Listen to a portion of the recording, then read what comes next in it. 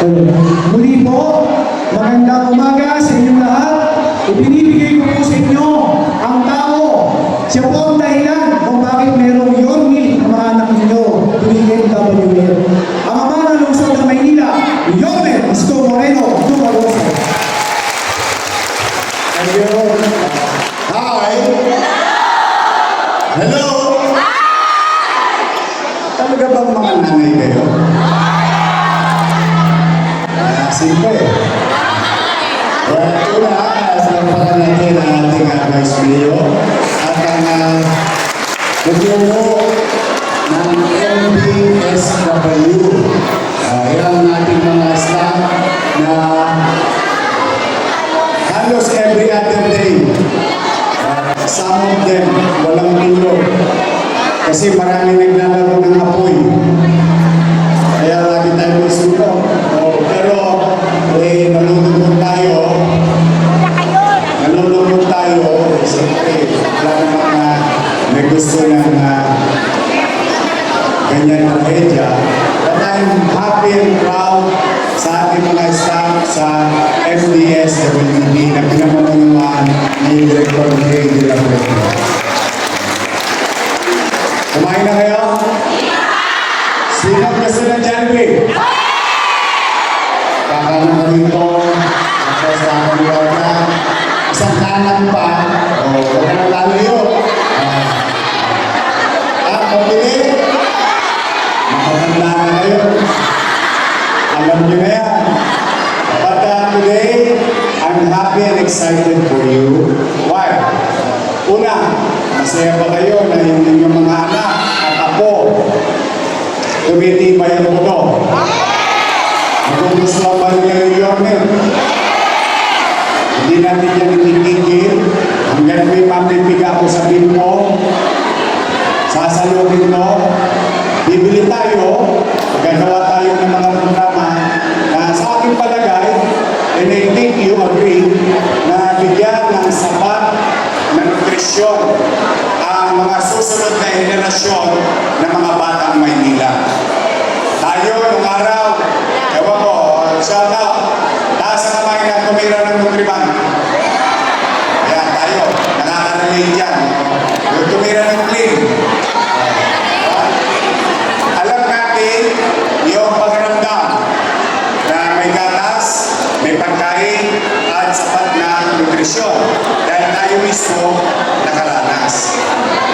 Sa mahabang taon, dekada-dekada, hindi na ulit nangyari. Kaya, since last year, inumpisaan natin sa lahat ng daycare center sa buong Maynila. 22,000 or 21,000 plus na mga bata tumira ng Yormel. 3 months, not 1 month, but 3 months, so that we can sustain. Now, Yormel 2.0, kung saan hindi na daycare, pati grade 1 at kinder. 60,000 na mga bata nagkakaroon ng sapat na nutrisyon every other day sa buong Maynila. At nakakatulong pa tayo dahil ito'y fresh.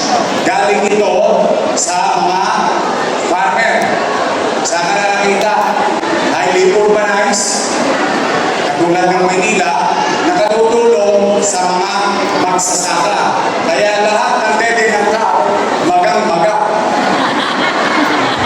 Kilala nila ang pagmamagas ng gatas. So, may nutrisyon na yung bata. Kahit pa paano, walang tosgas si nanay. Walang tosgas si tatay. Si lolo at si lola. Eh, siyempre, tatambay kayo sa daycare center. Tama mali? Nag-aantay kayo kay teacher kung tapos na yung klase. Tama mali? At ang ginagawa nyo lang, nagpaparilisan. Tama mali? Sabi ko na natin. Oo. Pero ito, pagka dumaan sa Pondapia, tama mali? Now, ang iyong papalang lusang ng Maynila, nakaisip to make added value sa oras ninyo. Habang kayo nag-aantay sa inyong mga apo, sa inyong mga anak, o maglinis kayo. Maglinis kayo ng komunidad. Kailangan, lagi tayong mapanatili ang syudad na maaliwalas. Why? Alam niyo, ang Maynila, luma. Tama, mali?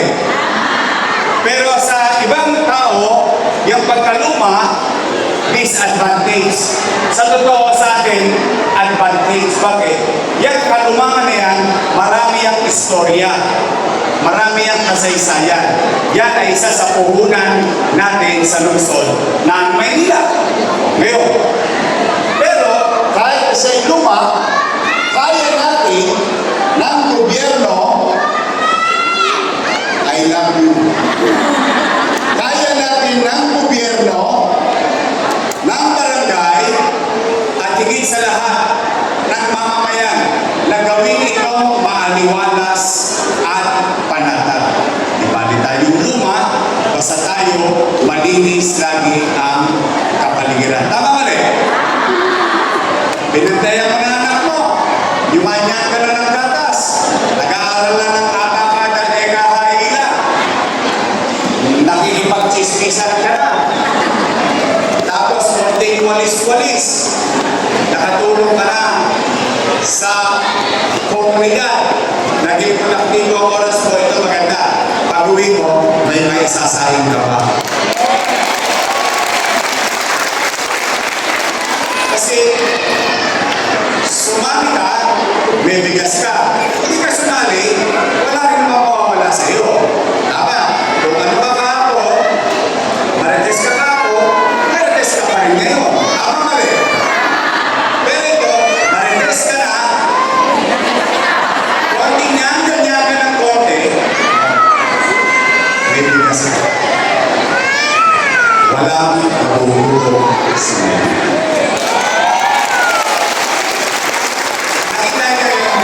Vision ng programa. So we wanted to make valuable time effective sa mamamayan. Kaya pumanatag kayo, kami ni Vice Mayor at ng inyong mga kusina at ng inyong pamana. Kaunti-unti, hindi tayo titigil ng mga programa na sa tingin namin worth every penny. Ibig sabihin, pag ginastusan ng pera ng gobyerno galing sa tao bayan at ibinaling ng serbisyo ay nararamdaman, natatanganan, naawakan, nararamdaman, napapakinapan. Yun. Kaya today, I'm happy for you. Good luck sa inyo. O dyan, lecho-lecha na kayo. Tama ka rin. Mabigas na eh. Gusto nyo hanap buhay. Siya hanap buhay. Kayo din, huwag niyong pagkaitan ang sarili ninyo dahil meron tayong bihira na programa. Under MDSW pa rin. Maaari kayong mag-apply at mag-rank ng CAP. Capital Assistance Program ng City of Manila. Katulad ng mga pinagtapos namin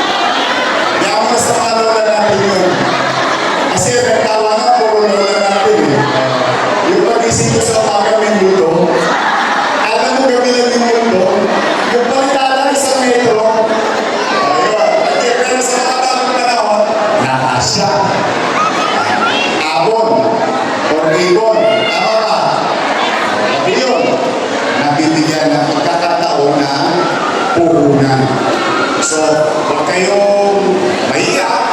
Wala namang masama mag-apply. Once you are granted, at least, meron kayong gagamit na puhunan para itaguyod ninyo o kumita ng extra sa mga oras na available kayo. So for now, I'm happy. Pero medyo lang ako ng studio. Palapakan natin ang mga debut teacher natin.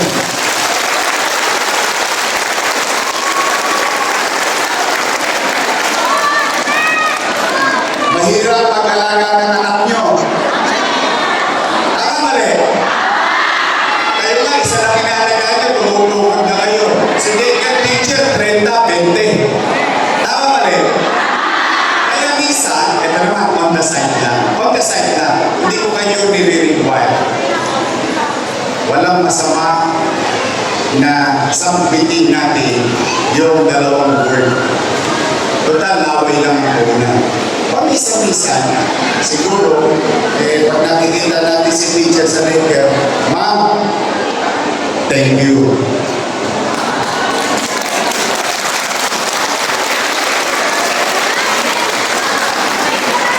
Binawala ko sa akin. Pero, sa isang tao, kahit ako, pag naglalakad ako sa kalsada, lalo na pag nakikita ko ng mga sinisip. Pagka nasasabi na, yung, alam mo ba kung ano ang isang tao? Lalo na ako nag-focus kasi it is being appreciated. So, tayo mga parents, sometimes, hindi ko naman kayo inuuliga kasi ang pagsasalita ng thank you ay kusang araw or kusang loob. Minsan-minsan, ma'am, sir, ano naman yung ma'am, thank you. Masampulan ka natin. Tara tayo. Exercise, mga bata. Exercise. Ready na kayo? Ma'am? Amo, di na marunong ka na. Ayan na po po sumi. Okay. Children? Okay. Sabay-sabay. Ma'am? Gabi ka. Tignan na. Ma'am?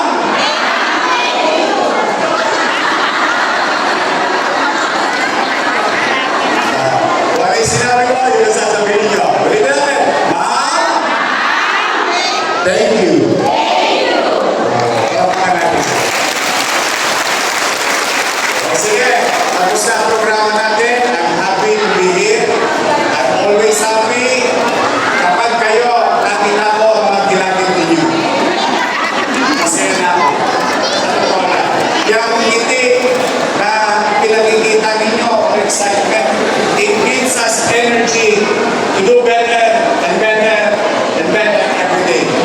Manatag kayo, kahit tayo ay tukod na tukod sa mga sports. Pipilitin ko laging maging mainam, masinop, at episyente na gastahin ang maling nating resources sa kapakinabangan ng pamamayan. Kaya, today, I wish you all the best. Maglilinis pa tayo ng Maynila! Thank you naman in advance.